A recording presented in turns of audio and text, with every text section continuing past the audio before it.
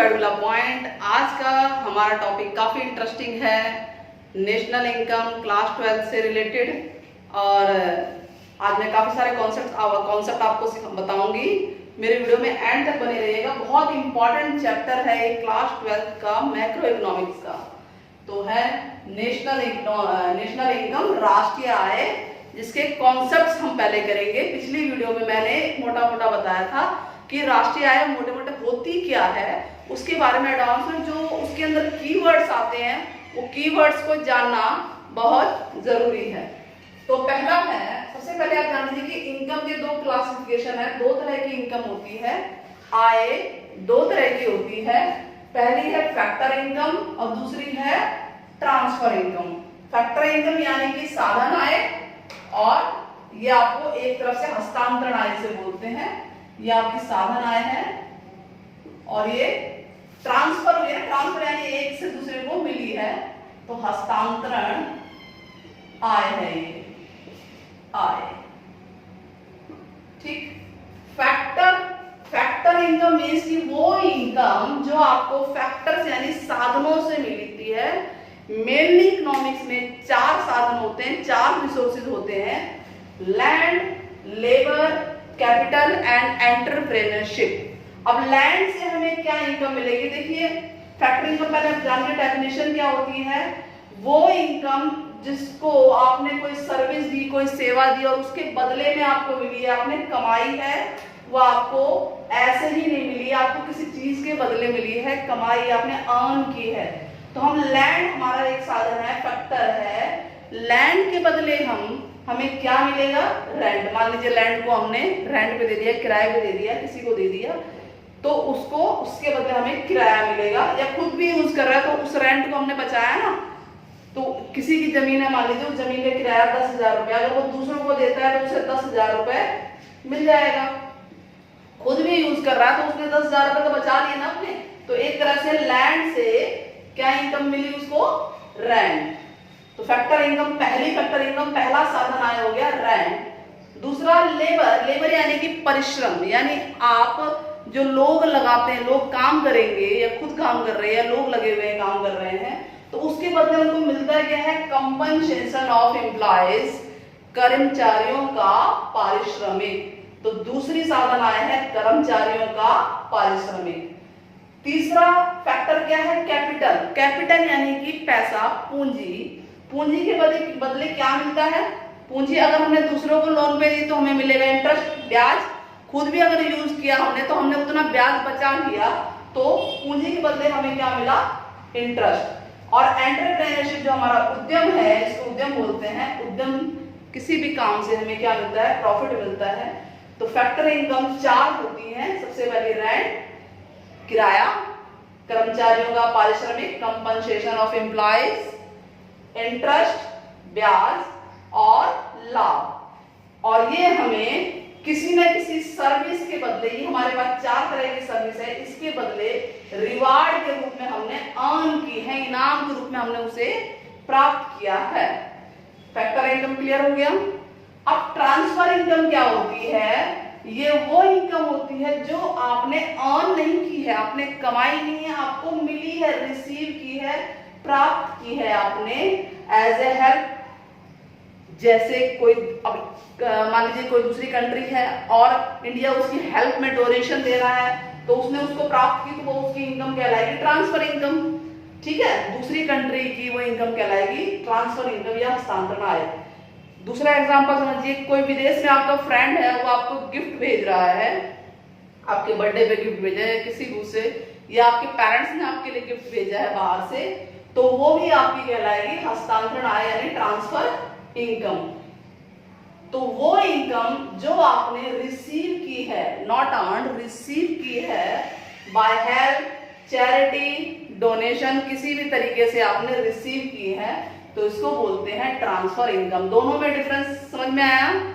Factor income साधन आय earn की जाती है, ट्रांसफर आय अर्न नहीं की जाती, ये रिसीव होती है, ये आपकी सर्विस के बदले रिवार्ड है। It is a type of help, ये आपका एक तरह से हेल्प है, चैरिटी है, डोनेशन है। ठीक। अब इनमें से नेशनल इनकम में कौन सा ऐड होता है? Factor income. हमने पिछले वीडियो में पढ़ा था कि राष्ट्रीय आय नेशनल इनकम क्या होती है, सम ऑफ ऑल फैक्टर इनकम। जितने भी साधन आए हैं उनको जोड़ दिया जाता है और वो इनकम नॉर्मल रेजिडेंस सामान्य निवासी एक फाइनेंशियल ईयर में अर्न करते हैं तो उन्हें कहते हैं नेशनल इनकम। तो हमें ये समझ में आ रहा है कि ये 4 फैक्टर इनकम है, दोनों में से नेशनल इनकम में कौन सा ऐड होगा, फैक्टर इनकम में होगा।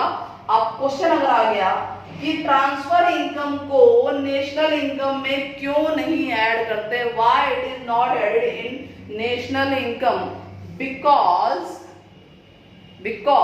It is not earned, it is received. ये अर्न नहीं की जाती, ये रिसीव की जाती है as a help, charity, donation, so it is not added या included in transfer income. Clear है? ट्रांसफर इनकम क्यों नहीं इंक्लूड होती है नेशनल इनकम में। तो ये पहला कॉन्सेप्ट था हमारा कि इनकम 2 तरह की है मेनली। मैंने आपको ये बता दिया, साधन आय और हस्तांतरण आय। बच्चे इसी में कंफ्यूज होते रहते हैं, ये है क्या चीज। साधनों से जो आय मिलती है उसे साधन आय कहते हैं, और जो as a help, this is one sided. याद रहे ये वन साइडेड है और ये 2 साइडेड है। इसमें आपने एक चीज दी है, उसके बदले ये मिली है, तो ये आपकी 2 साइडेड है, 2 साइडेड। और this is one sided. One sided कैसे? अगर पेरेंट्स ने आपको गिफ्ट भेजा तो उसके बदले आप तो गिफ्ट नहीं दोगे ना। किसी कंट्री को अगर हमने डोनेशन दिया तो उसके बदले तो नहीं वो कंट्री हमें कुछ देगी। तो ये वन साइडेड है और ये 2 साइडेड है। ये 2 पक्षीय है और ये 1 पक्षीय है। नाउ नेक्स्ट हमारा कॉन्सेप्ट है नॉर्मल रेजिडेंस ऑफ, किसे कहते हैं? ये हमारा दूसरा वर्ड आया था। पहला नेशनल इनकम में फैक्टर इनकम आया था, अर्न आया था, दोनों मैंने समझा दिया। फिर एक वर्ड आया था नॉर्मल रेजिडेंट्स, यानी कि सामान्य निवासी होते क्या हैं। सामान्य निवासी, मोटी मोटी डेफिनेशन वीडियो में बताई थी मैंने कि कोई भी वो व्यक्ति जो किसी भी कंट्री में रह रहा है मोर देन 1 ईयर, कोई भी व्यक्ति किसी भी कंट्री में रह रहा है मोर देन 1 ईयर और उसके जो इंटरेस्ट हैं, फाइनेंशियल इंटरेस्ट है, वो उसी कंट्री में हो। जैसे कोई इंडियन है, अमेरिका में रह रहा है मोर देन 1 ईयर और अमेरिकन इकोनॉमी में उसका इंटरेस्ट है, दैट मीन्स कि जो वो काम कर रहा है उनके लिए कर रहा है, इनकम उसकी पर्सनल है लेकिन काम उनके लिए कर रहा है, रुचि उसमें है, उसकी सॉफ्टवेयर कंपनी में काम कर रहा है या किसी भी कंपनी में काम कर रहा है या अपना बिजनेस चला रहा है, तो उसे कहेंगे, उस व्यक्ति को बोलेंगे normal residents of USA. Clear हुआ? नॉर्मल रेजिडेंट्स क्या होता है? सामान्य निवासी। तो सामान्य निवासी क्या होते हैं? 6 कैटेगरी मोटी मोटी मैंने बताई है कि कौन है सामान्य निवासी और कौन नहीं है। सबसे पहले कोई भी इंडिविजुअल या कोई भी इंस्टीट्यूशन, कोई भी एक सिंगल व्यक्ति या कोई भी संस्था सामान्य निवासी हो सकते हैं किसी भी कंट्री के, अगर उनका इंटरेस्ट किसमें है? उसी कंट्री के अंदर है। अच्छा, मान लीजिए एक बच्चा है, एक स्टूडेंट है और वो फॉरेन गया, अमेरिका गया पढ़ने के लिए, तो क्या वो उसका रेजिडेंट है, निवासी है, सामान्य निवासी? नहीं। क्यों? क्योंकि वहां एक मकसद पूरा करने गया है, वो पढ़ने गया, पढ़ के वो वापस आ जाएगा। कोई टूरिस्ट है, वो अमेरिका गया, यहाँ से भाई अमेरिका का भ्रमण करके आते हैं, घूम के आते हैं, तो क्या वो अमेरिका का नॉर्मल रेजिडेंट कहलाएगा? नहीं। क्यों? क्योंकि वो एक पर्टिकुलर टाइम के लिए घूमने गया और घूम के वो वापस आ जाएगा। तो रेजिडेंट्स कौन से होते हैं? मोटी मोटी बात आप ध्यान रखिए कि वो व्यक्ति जो जिस भी देश में रह रहा उस देश में उसके हित होने चाहिए, उसकी रुचि होनी चाहिए। तो कोई भी इंडिविजुअल हो सकता है, कोई इंस्टीट्यूशन हो सकती है। सेकंड कि नॉर्मल रेजिडेंट्स का मतलब ये नहीं हो सकता कि सिटीजन है। अभी मैंने आपको बताया कि कोई इंडिया का इंडियन है, इंडियन कोई व्यक्ति भारतीय है, वो अमेरिका में गया, अमेरिका में वो 1 डेढ़ साल 2 साल 3 साल से काम कर रहा है किसी सॉफ्टवेयर कंपनी में, तो वो वहां का सिटीजन नहीं है। सिटीजन तो वो इंडिया का ही है, लेकिन वो नॉर्मल रेजिडेंट है अमेरिका का। क्यों है नॉर्मल रेजिडेंट? क्योंकि उसकी रुचि अमेरिका में है, अमेरिकन इकोनॉमी में उसकी रुचि है, क्योंकि वो काम उनके लिए कर रहा है, इनडायरेक्टली वो उन्हीं के लिए काम कर रहा है। जो कंपनी है सॉफ्टवेयर कंपनी वो अमेरिका की है और वो उस कंपनी में काम कर रहा है, और वो कंपनी अमेरिका के इंटरेस्ट के लिए, ना कि इंडिया के इंटरेस्ट के लिए है। तो थर्ड है, कोई ऑर्गेनाइजेशन, मान लीजिए WHO की ऑर्गेनाइजेशन है या IMF या कोई भी ऐसी ऑर्गेनाइजेशन, बड़ी बड़ी संस्थाएं हैं, अगर उनका कोई हेड ऑफिस यहाँ इंडिया में है तो उसे नॉर्मल रेजिडेंस उन लोगों को नहीं बोलेंगे इंडिया के। लेकिन अगर कोई इंडियन उनमें काम कर रहा है, इंडियन काम कर रहा है उनमें, तो उसको बोलेंगे नॉर्मल रेजिडेंट्स इंडिया का। इंडिया का, भारत का सामान्य निवासी है, क्योंकि वो भारत के लिए काम कर रहा है उसमें, ठीक है। वो वहां पे उनको सेवा दे रहा है, बट वो सेवा किस लिए दे रहा है? इंडिया के रिगार्ड में दे रहा है। ये बात ध्यान रहे, कोई भी चीज अगर इंडिया के रिगार्ड में कोई कर रहा है कोई भी, तो वो नॉर्मल रेजिडेंट इंडिया का कहलाएगा, ना कि दूसरे देश का। अच्छा, नेक्स्ट है, मैंने भी बताया था एग्जांपल से कि कोई विजिटर है, हॉलिडे में बाहर गया, बाहर चले गए, मेडिकल ट्रीटमेंट के लिए गए, पढ़ाई के लिए गए, खेल के लिए गए, या किसी भी चीज के लिए ऐसे शॉर्ट अवधि के लिए गए, तो वो जिस भी देश में गए हैं उस देश के वो सामान्य निवासी नहीं कहलाएंगे, नहीं कहलाएंगे और नहीं कहलाएंगे। तो वो कहलाएंगे कहाँ के? नॉर्मल, जिस देश से वो आए हैं। एग्जाम्पल इसी को ले लीजिए कि मान लीजिए इंडियंस ही हैं, वो घूमने के लिए बाहर गए हैं, या ट्रीटमेंट के लिए, या पढ़ाई के लिए, या खेल के लिए, तो वो कहाँ के नॉर्मल रेजिडेंट्स है? वो इंडिया के हैं, ना कि उस देश के जिस देश में वो गए हैं। उस देश में वो एक टाइम बिताने गए हैं, एक पर्टिकुलर टाइम, कि ये टाइम बीत जाए, उसके बाद वापस हम अपने देश में आ जाएंगे। ये क्लियर हुआ? Now border workers, border workers जो है, मान लीजिए दो देश हैं, इंडिया और श्रीलंका, उसमें जो इंडिया के बॉर्डर वर्कर्स हैं वो श्रीलंका में भी आ रहे हैं, जा रहे हैं, या काम जो भी चल रहा है, आवाजाही चल रही है, तो क्या इंडिया के बॉर्डर वर्कर्स श्रीलंका के रेजिडेंट्स होंगे? नहीं। क्यों? बॉर्डर वर्कर्स तो वो हैं, लेकिन वो काम किसके लिए कर रहे हैं? किसके इंटरेस्ट में कर रहे हैं? इंडिया के इंटरेस्ट में कर रहे हैं ना, तो वो इंडिया के नॉर्मल रेजिडेंट्स कहलाएंगे, ना कि वो जहां काम कर रहे हैं उनके। ठीक है। इसके अलावा अगर ऑफिशियल्स है, डिप्लोमेट्स है, मेंबर ऑफ आर्म फोर्स है, या कोई भी इस तरह के बड़े बड़े संस्थाएं हैं, वो हम मान लीजिए हमारी आर्मी है, इंडिया की आर्मी है, आर्मी का कुछ ग्रुप ऑफ मेंबर हमने यूके में भेज दिया, ठीक है, यूके में भेज दिया, तो क्या वो यूके के नॉर्मल रेजिडेंट नहीं? वो ग्रुप ऑफ आर्मी इंडिया के लिए गई है ब्रिटेन में, ना कि वो ब्रिटेन के काम करने के लिए गई है। इंडिया का कोई ऑफिशियल वहां पे हमने सेट किया, इंडिया की एम्बेसी वहां सेट कर दी, तो वो वहां का नॉर्मल रेजिडेंट नहीं है, वो हमारा ही है, क्योंकि वो लोग हमारे लिए काम कर रहे हैं, इंडिया के लिए काम कर रहे हैं। तो इस तरह से मैंने आपको दो ये बताए कॉन्सेप्ट्स, आगे करते हैं। तो दो कॉन्सेप्ट क्लियर हुए आपके। नाउ नेक्स्ट कॉन्सेप्ट है कि नॉर्मल रेजिडेंट ऑफ इंडिया और नॉन रेजिडेंट ऑफ इंडिया में क्या डिफरेंस है। मतलब एक कंट्री हमने इंडिया ले लिया, अपना देश, हमें जानना है डिफरेंस कि सामान्य निवासी और अनिवासी नॉन रेजिडेंट में क्या डिफरेंस है। 4 पॉइंट लेते हुए मैं आपको एग्जांपल क्लियर कर रही हूँ। पहला कि कोई भी इंडियन, मान लीजिए फॉरेन एम्बेसीज, यानी भारत कोई विदेशी दूतावास, यहाँ पे आप बहुत सारे दूतावास हैं दिल्ली में, आप जानते होंगे दिल्ली के अंदर बहुत सारे हैं, ऐसे ही कई सारे दूतावास इंडिया में हैं। तो जो विदेशी फॉरेन जो एम्बेसीज हैं, उसमें अगर इंडियन काम कर रहा है, कोई भारतीय काम कर रहा है, तो उसको बोलेंगे नॉर्मल रेजिडेंट इंडिया का, क्योंकि वो भारत के लिए है, वो भारत का सामान्य निवासी है। लेकिन अगर उसी एम्बेसी में यानी उसी दूतावास में अगर कोई विदेशी काम कर रहा है, इंडिया में कोई दूतावास है, उसमें कोई विदेशी काम कर रहा है, तो उसे नॉन रेजिडेंट्स बोलेंगे इंडिया का। ठीक है, इंडिया का नॉन रेजिडेंट्स है, वो निवासी नहीं है, सामान्य निवासी नहीं है, अनिवासी। ठीक है, दोनों का डिफरेंस समझ में आ गया कि हमने कोई एम्बेसी एग्जांपल ले लिया, इंडिया में ही है, इंडिया में वहां पर अगर कोई इंडियन काम कर रहा है, वर्क कर रहा है, तो वो इंडिया का नॉर्मल रेजिडेंट है।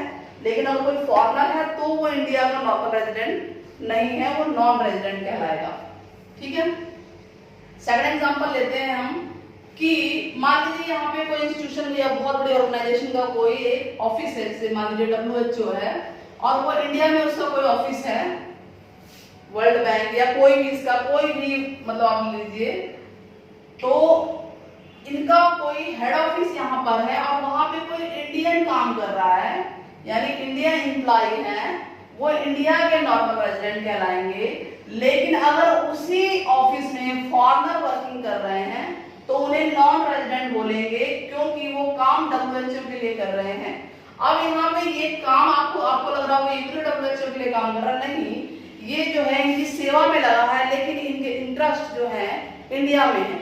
ये सर्विस तो प्रोवाइड कर रहा है बट इसके इंटरेस्ट जो है इंडिया में है, इसलिए ये इंडिया का नॉर्मल रेजिडेंट कहलाएगा। और फॉरेनर के इंटरेस्ट जो है दूसरे इसमें इंस्टीट्यूशन में, तो ये यहाँ का नॉर्मल रेजिडेंट नहीं है, सामान्य निवासी नहीं है, तो इसको किस कैटेगरी में डालेंगे? नॉन रेजिडेंट्स की कैटेगरी में डालेंगे। थर्ड हम ले लेते हैं कि मान लीजिए एम्बेसडर हैं, आप जानते हो कि राजदूत वगैरह, इंडिया के एम्बेसडर, इंडिया के राजदूत, या आपने और बहुत सारे सुने होंगे जो बाहर जाते हैं, लोकेट होते हैं हर देशों में, इंडिया के राजदूत पाएंगे मैक्सिमम कई सारे देशों में। तो इंडिया के जो एम्बेसडर हैं वो रेस्ट ऑफ द वर्ल्ड में अगर है तो वो दूसरे देश में, लेकिन वो काम किसके लिए कर रहे हैं? इंडिया के लिए काम कर रहे हैं। तो इंडिया के एम्बेसडर जो हैं, जो इंडिया के लिए फॉर इंडिया, वो इंडिया के नॉर्मल रेजिडेंट कहलाएंगे, ना कि उस देश के। ठीक वैसे ही एम्बेसडर अगर इंडिया में है, बाहर के विदेश के जो लोग हैं, विदेश के दूतावास, मान लीजिए अमेरिका का दूतावास इंडिया में सेटअप है और उसमें कोई अमेरिकन है, तो वो अमेरिका का नॉर्मल सामान्य निवासी कहलाएगा, ना कि इंडिया का। तो इंडिया का वो क्या कहलाएगा? Non resident. समझ में आ गया ये कि रेस्ट ऑफ द वर्ल्ड में अगर इंडियन एम्बेसडर हैं रेस्ट ऑफ द वर्ल्ड में, तो वो इंडिया के नॉर्मल रेजिडेंट है, लेकिन रेस्ट ऑफ द वर्ल्ड से इंडिया में नॉर्मल रेजिडेंट है, इंडिया में है अगर एम्बेसडर, तो वो नॉन रेजिडेंट कहलाएंगे इंडिया के। क्लियर हुआ ये point? Now foreign citizen living in India, कोई भी विदेशी अगर इंडिया में रह रहा है मोर देन 1 ईयर, तो वो नॉर्मल रेजिडेंट है। अगर वो लेस देन 1 ईयर है तो वो नॉन रेजिडेंट कहलाएगा, सामान्य निवासी नहीं होगा, वो नॉन रेजिडेंट कहलाएगा।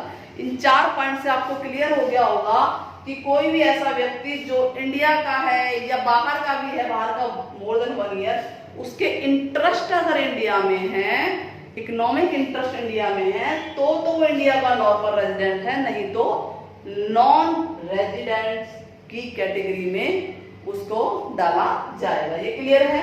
नॉर्मल रेजिडेंट्स क्या होते हैं? सामान्य निवासी, क्योंकि इसी पे आपका नेशनल इनकम आगे चलता जा रहा है, बेस बन रहा है। नाउ नेक्स्ट कॉन्सेप्ट है डोमेस्टिक इनकम क्या होती है और नेशनल इनकम क्या होती है, इनमें डिफरेंस भी पूछ सकते हैं। इंपॉर्टेंट पॉइंट है, बहुत इंपॉर्टेंट है, वीडियो को आप एंड तक देखते रहिए, इसके बारे में मैं काफी बताऊंगी। डोमेस्टिक इनकम यानी घरेलू आय, हिंदी में घरेलू आय बोलते हैं, घरेलू आय, डोमेस्टिक, ठीक है, घर की है। सम ऑफ ऑल फैक्टर इनकम्स, बिल्कुल वही डेफिनेशन हो गई नेशनल इनकम जैसी ही, कि जितने भी फैक्टर आपके थे, जितने भी साधन थे, कौन कौन से थे? भूमि, पूंजी, श्रम, उद्यम, यही थे ना, लैंड, लेबर, कैपिटल, एंटरप्रेन्योरशिप, जितने फैक्टर हैं उनसे जो इनकम जनरेट हो रही है या अर्न की जा रही है, जनरेट की जा रही है या अर्न की जा रही है, उन इनकम का सम डोमेस्टिक इनकम होगा। आगे अगर वो अर्न की गई है income with in domestic territory of a country, Bharat की घरेलू सीमा के अंदर। दोबारा सुन लीजिए कि इंडिया की जो डोमेस्टिक टेरिटरी है, अब डोमेस्टिक टेरिटरी क्या होती है, घरेलू सीमा क्या होती है, इसके बारे में मैं नेक्स्ट वीडियो में बहुत अच्छे से एक्सप्लेन करूंगी, आप जरूर देखिएगा उस वीडियो को, बहुत लंबा इसका टॉपिक है। सम ऑफ ऑल फैक्टर इनकम्स यानी सभी साधनों के आय को जोड़ दिया जाए, अर्न किया गया जो है विद इन डोमेस्टिक टेरिटरी, जो कि एक देश की घरेलू सीमा के अंदर अर्न की गई है। ये मैटर नहीं करता कि वो अर्न करने वाला कौन है, वो नॉर्मल रेजिडेंट है कि नॉन रेजिडेंट है, यानी कोई भी अर्न करे। अगर एक देश की, आपको सिंपल सा एग्जांपल बताते हैं, इंडिया ले लेते हैं, इंडिया की जितनी भी टेरिटरी वाला एरिया है, घरेलू सीमा, वो बाउंड्री भी है, प्लस में ओशन वगैरह जो भी हिस्सा आता है हमारा वो सारा आपको एक्सप्लेन करेंगे। तो जो डोमेस्टिक, फिलहाल इतना जान लीजिए, जो इंडिया की घरेलू सीमा है उसमें फैक्टर इनकम यानी जितने भी साधनों से इनकम प्राप्त होती है उन सबका जोड़ घरेलू आय कहलाता है। ये मैटर नहीं किया जाता कि वो जनरेट करने वाला कौन है, हु जनरेट्स, वो इनकम को अर्न करने वाला कौन है, वो नॉर्मल रेजिडेंट है कि नॉन रेजिडेंट है, सामान्य निवासी है या अनिवासी है, कोई भी हो, वो इंडिया में अगर इनकम हुई है, इंडिया के लिए हुई है, तो वो इंडिया की डोमेस्टिक इनकम कहलाएगी, घरेलू आय। क्लियर हुआ? चलिए अब इसको ही पढ़ते हैं आगे। इसमें ध्यान रहे, अगर बाहर कोई हमारे देश के हैं तो उनसे जो इनकम प्राप्त होती है उसको बोलते हैं net factor income from abroad, यानी बाहर विदेशों से प्राप्त शुद्ध साधन आय। विदेशों से प्राप्त शुद्ध साधन आय इसमें नहीं इंक्लूड होगी। क्यों नहीं होगी बताइए? क्योंकि मैंने एक वर्ड बता दिया कि घरेलू सीमा के अंदर होना चाहिए। ये घरेलू सीमा नहीं, ये बाहरी सीमा है, विदेशी सीमा है। बाहर अगर कोई इंडियन गया है और वो इनकम कर रहा है या इंडियन कंपनी है वो कमा रही है, तो उससे जो इनकम मिलेगी वो डोमेस्टिक इनकम यानी घरेलू आय में नहीं आएगी। क्यों? बिकॉज इट इज, ये क्वेश्चन बन सकता है कि ये क्यों नहीं इंक्लूड होती, क्योंकि it is not with in the domestic territory of India. India की घरेलू सीमा में नहीं आती है, दूसरे देश की सीमा में है ये। तो ये नोट हो गया, डोमेस्टिक इनकम नहीं है। Now national income, sum of all factor incomes, सभी साधनों, जितने भी 4 साधन मैंने बताए हैं उनसे प्राप्त जो इनकम है, ठीक है, उन सबको जोड़ दिया जाए। Generated by only normal residents, non resident नहीं आएगा, यानी कौन जनरेट करे? सिर्फ नॉर्मल रेजिडेंट यानी सामान्य निवासियों के द्वारा जितनी भी साधन है, सामान्य निवासियों के द्वारा जितने भी साधन हैं उनसे प्राप्त आय, इनकम का टोटल क्या कहलाता है? नेशनल इनकम कहलाता है। इसमें ये मैटर नहीं करता कि ये कहां से जनरेट हो रही है, no matter where it is generated. देख लिया उसमें क्या था? हु जनरेट, ये मैटर नहीं करता है। इसमें क्या मैटर नहीं करता? No matter where it is generated, कि इंडिया की सीमा में है या अब्रोड से आ रही है, जहां से भी आ रही है, यानी कि दोनों को जोड़ दिया जाएगा। घरेलू सीमा में जो इनकम होगी प्लस में जो बाहर से इनकम होगी, नॉर्मल रेजिडेंट जो इंडिया के होंगे उनके द्वारा इन सब की इनकम को जोड़ देंगे तो नेशनल इनकम में आएगा। तो दोनों में डिफरेंस नोट यही हो गया कि जो net factor income from abroad था, विदेशों से प्राप्त शुद्ध साधन आए, उसको हम यहाँ ऐड करके इसमें करेंगे, क्योंकि इसमें मैटर नहीं है कि कहां से आ रही है। इसमें मैटर क्या करता है कि कौन कमा रहा है। इसमें कमाने वाला मतलब इसमें जनरेट करने वाला नॉर्मल होना चाहिए रेजिडेंट, और इसमें इनकम जनरेट करने वाला नॉर्मल रेजिडेंट भी हो सकता है और नॉन रेजिडेंट भी। इसमें मैटर क्या करता है? Domestic territory. इसमें डोमेस्टिक टेरिटरी मैटर नहीं करता, आप घर में कमा रहे हो चाहे विदेश में कमा रहे हो, दोनों सोर्सों से नॉर्मल रेजिडेंट ने जो इनकम कमाई है यानी सामान्य निवासी ने जितनी आय कमाई है उन सब का टोटल कर देंगे तो वो नेशनल इनकम में आएगा। इतनी पॉइंट क्लियर हो गया। अब नेक्स्ट वीडियो में मैं आपको डोमेस्टिक टेरिटरी के बारे में एक्सप्लेन करूंगी कि घरेलू सीमा होती क्या है।